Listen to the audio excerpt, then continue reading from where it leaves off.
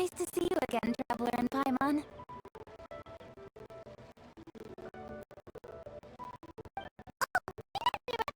Are we? Not at all. I wasn't in the middle of an interview or anything. I was just asking Keching about purchasing a kite. Kite? You buying some regional specialties to bring back to Fontaine? Well, yes. And It seems you haven't heard yet. The theme of this year's lantern ride is kites. Oh, so that's why Paimon is seeing so many floating in the sky. Lyune Harbor is always changing, so it is only fitting that lantern rite should change in turn. The Keching believes it would benefit you to build on our own cultural foundation by embracing the technologies of other nations. After all, it is said that the stones of another mountain may serve to better polish one's own shade. yeah, remember my business meeting with Tian Chuen Ningguang the last time I was in Lyue Harbor? That's what it was about. But all I really did was use my network to introduce Lady Ningguang to some interesting people. In the end, we decided to combine Lyue's traditional art of kite making with Fontaine's mechanical vertical lifting device. Mechanical lifting device? Sounds pretty but don't kites just use the wind to fly? Why would we need to add something Well, you've actually just answered your own question. How high and far a kite can fly depends as much on the weather conditions as on the skill of the person holding the string. So if there's no wind, you can only flail about helplessly like a sweet flower medaka out of water. Exactly. Lyue is now a nation ruled by humans after all. It's about time we had the power to make a kite fly, don't you think? Plus, the easier we can make it to enjoy, the more people will want to participate.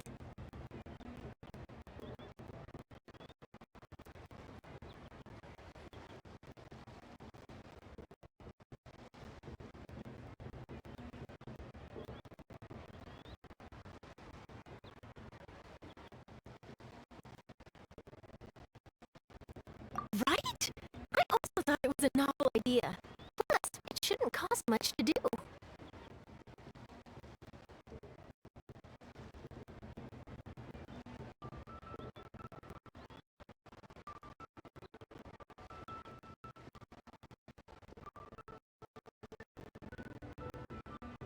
With Miss Charlotte's help, everything has gone smoothly. Our new mechanical kites are already available to purchase from us all in the harbor. We're having trouble keeping up. We also gave quite a bit of thought to the price.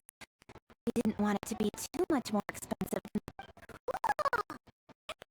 You and Ningguang like playing with toys just as much as Paimon! toys. They're not exactly The same as Hmm. Although kites are one of our most time-honored cultural relics, outside of their use in certain ceremonies, I suppose. But to me, think for a second about how remarkable it is that a flimsy paper kite attached to a string has the capacity. There's an old poem that goes, "O kite born of paper, flying true and sound, a lone traveler wanders, just waiting to be found."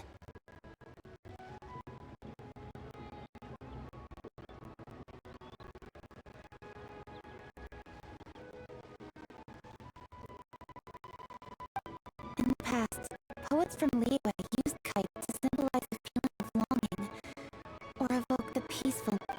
If the people of today derive enjoyment from this activity, they will not only be more likely to better appreciate the tradition, but also to pass it down to the people of tomorrow.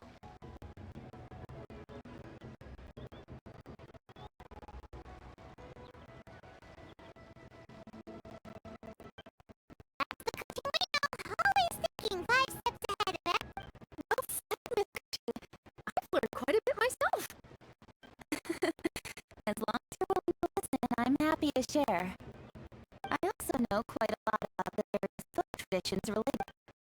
For example, whenever a kite flew away, people would say it was the adepti that summoned the wind to take it away as an off. What about something More fun. Let me think. Oh, told me that back when he was a boy, children learned the art of kite making. First, you use the thin strips of bamboo to construct the frame. Then, you draw a design of your choice on a piece of paper, paste it onto the frame, and tie on. Then, you look towards the sky and release the kite to soar among the clouds. Some people write down their desires on their kites, cut the string, and let them fly free.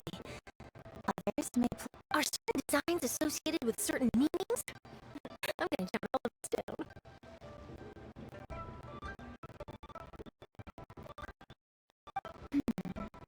Well, for example, kites in the shape of a butterfly typically symbolize freedom, happiness, or the desire to break free.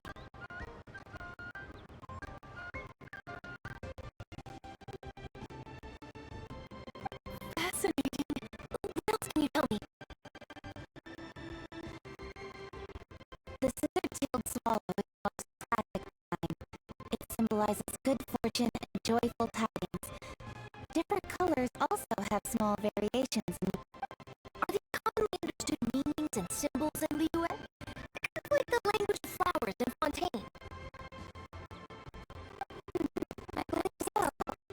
Most probably we've heard about it when our elders said so. If you're restricted to show it, I have several books on the topic that I could lend you. It could be a useful. That would be helpful. Great. Looks like I've got the outline for the article on my end.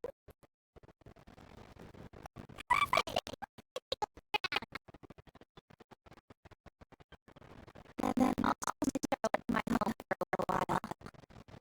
I almost forgot. The Ministry of Civil Affairs was hosting a kite flying contest on the night of Lantern Night. If you're interested in knowing more about delivering a kite into the safety, I kite the highest and the furthest within the time limit that you set, especially on the island alone. I've already prepared more than enough info to fill with it. It's already.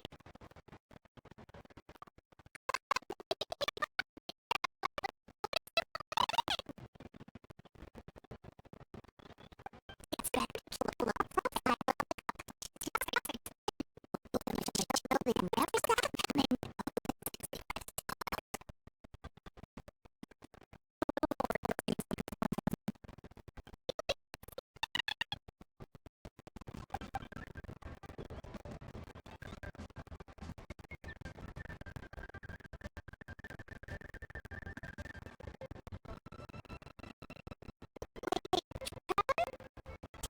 You're right.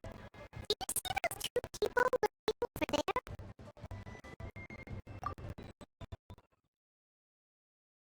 Is it just Paimon? Or were they staring at us the whole time we were talking to Keching and Charlotte just now? Huh. Well, yes, but... Something's up. Paimon just had a bad feeling. Do you think they could be treasure hoarders? They always seem to be stirring up trouble during Lantern Night. Oh, I'm sick of waiting around for something bad to happen. We should strike first, you know. Fail their plans before they even begin.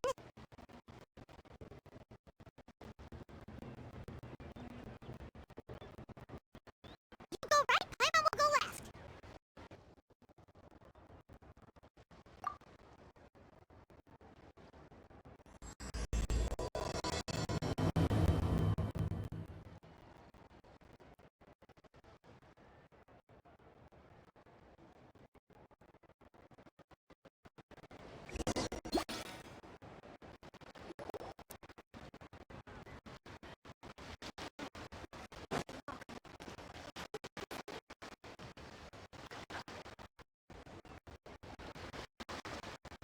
Oh,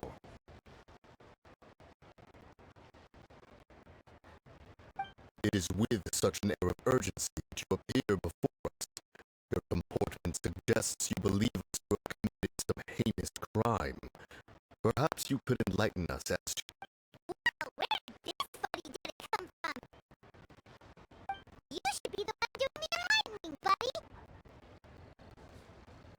Didn't notice you eavesdropping to no good. Tell us everything, starting with your name.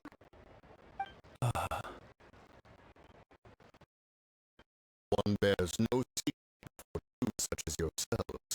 You stand in the presence of the mighty and illuminated Adeptus. For the purpose of this foray into the mortal realm, however, you may address one as Hojong. You kidding? That deer's got his head stuck so far in the clouds, there's no way he'd humble himself down here with the rest of us. You may want to hold your tongue, Paimon.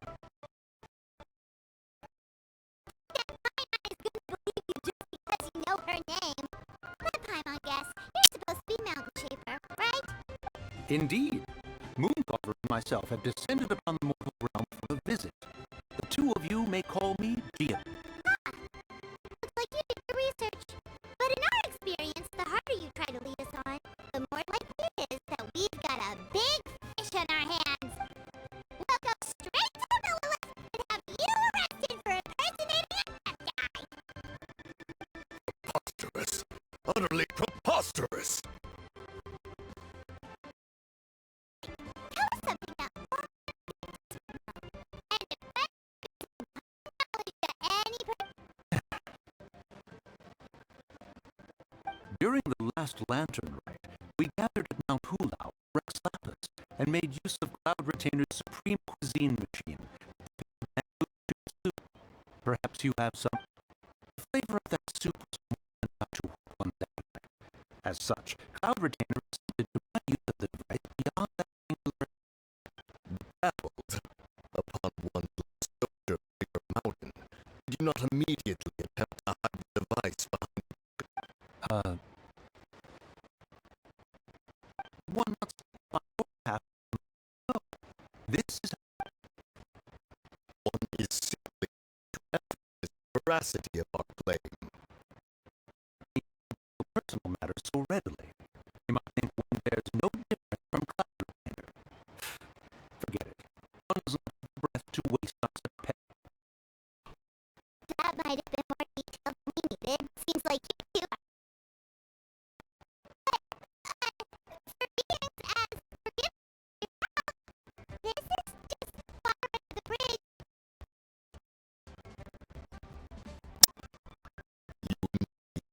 Agile woman, but I am not mistaken in her high estimation of you.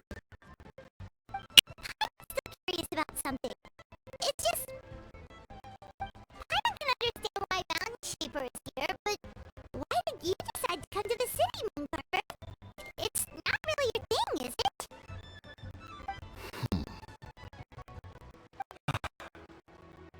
It is but an inevitable eventuality. Long have the mountains remained strangely idle since Cloud Retainer's harbor. With Lantern right near at hand, one would expect Cloud Retainer to provide us with an account of the festivities in advance. Yet to this day she has failed to appear. Cloud Retainer is hardly the forgetful sort. One must never rest idle in the face of dwell in Lyune Harbor. We had to travel here in human form to avail ourselves. But a moment ago, one heard you speak of a mechanical kind of sorts.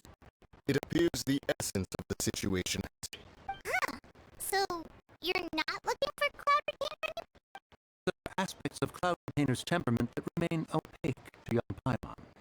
Given one's understanding, one can only imagine the anger that now consumes her. Cloud Retainer is of a proud and arrogant disposition. She holds the belief that her skill in mechanics surpasses that of all. One surmises that she has shut herself away, refused all company, and buried herself in the study of her own creations. To call on. However, if you do happen to cross paths with her over the next few days, do pass along one's. Sure, leave it to us. Have a safe trip back, enjoy the scenery, and happy lantern rite! Thank you for your kind words. We shall now depart.